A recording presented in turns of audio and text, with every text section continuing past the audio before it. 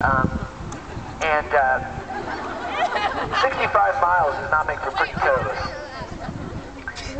But you realize that all these simple things that we take for granted, all these simple things that we don't think really would make an impact for somebody else, really do. When we started this tour, we've had this partnership going since last fall with a company called Tom's Shoes. Does anybody have Tom's here? I know there's some Tom's. That's a lot of Tom's. Tom's Shoes is one example for us. Every time you buy a pair of Toms, they donate a second pair of shoes. This realization that this is not something they were going to do later once they finished their, succeeding as a business. They said, you know what, we're going to start a company, we're going to give back with every time that we sell a pair of shoes. That's really what we're talking about with these walks.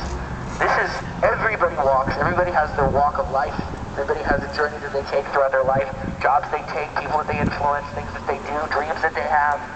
And a lot of times we're trained to think, one day when we get enough money to get that Escalade and, all that other stuff, that we all are, the bigger house and all the better, better stuff in our life, but we're pursuing something.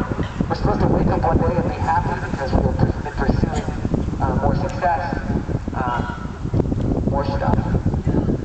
And we realize that's not really what makes you happy. That's not really what gives you purpose.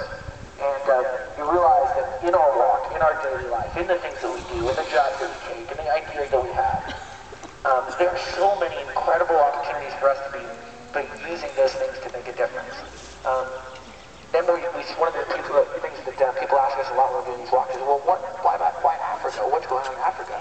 I thought Madonna flew there and bought the kids and stuff.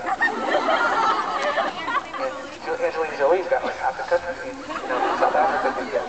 Which, I'm just kidding. Obviously, that's great. But we feel like things come in vogue, things come in the fashion, Gap does a line of clothes, and all of a sudden, it's taken care of. But let me tell you something. Most of us are a part of a generation that is completely underestimated. We're also part of a generation that has a few huge challenges that history will judge us by. And one of those is what's going on in Africa with AIDS, especially how it's affecting the next generation. There are over 12 million kids today that are AIDS orphans, which means that their parents have either passed on the disease to them and then died, or they have just lost their parents to AIDS and they're living without families. And if you could just imagine the scale of 12 million kids, and now that's only progressed, and over the next couple of years, every year is becoming incrementally worse. By 2010, it's projected to be 25 million AIDS orphans. Now think about the idea of being a 9-year-old kid and raising your 5-year-old brother or sister in a shack with no power, with no access to education. You're thinking to yourself, what do I do? How can I live tomorrow?